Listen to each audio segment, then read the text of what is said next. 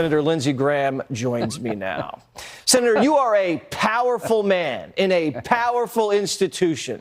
You got the Congress has the power of the purse. You guys have subpoena power. You can move the feds into action.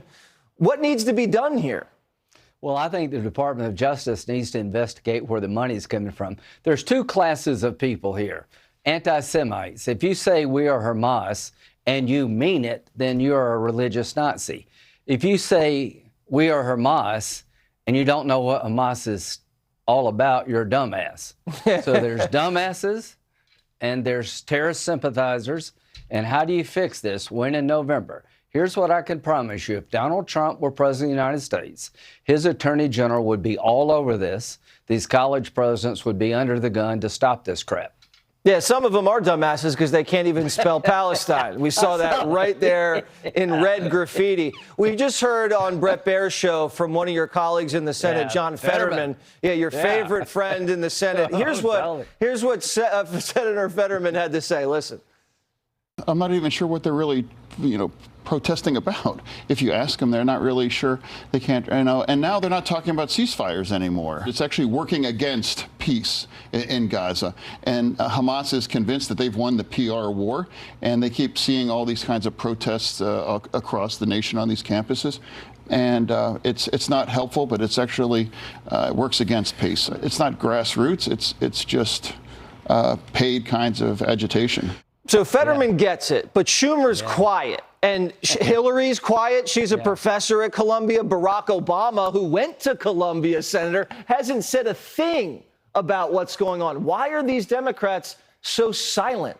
They're afraid of the Hamas wing of the Democratic Party, and John Fetterman's not. These people are not protesting to have a better life for the Palestinians. They're protesting to make sure we kill all the Jews. Guess what? Israel's not going to go down without a fight. Here's what I want people to understand. If Biden has, in fact, restricted weapons, put a hold on weapons to Israel to defend itself, or withheld ammunition, that is a strategic mistake for the ages. It makes terrorists more likely to keep fighting. It puts Israel at a very big disadvantage. They're under siege. So if the Biden administration, after giving this speech, if Joe Biden has in fact withheld ammunition and weapons to the Jewish state to defend itself from religious Nazis trying to destroy all the Jews in Israel, that is a low point in an administration where you think there is no bottom. Yeah, and they impeached Trump for delaying aid, and that was for political purposes. Absolutely. They said this is also for political purposes because this is eating away at its base in Michigan and elsewhere. Right now, we're looking at massive protests that are forming outside the New York City Public Library. Senator, if you see someone with a headband that's green and says Hamas. Now, do you remember back in the day, we never even saw any Trump supporters with Russian paraphernalia. If anybody had been wearing a Putin mask or a Russian headband, the FBI would have been knocking at their door. Why is there no interest in the foreign nexus here?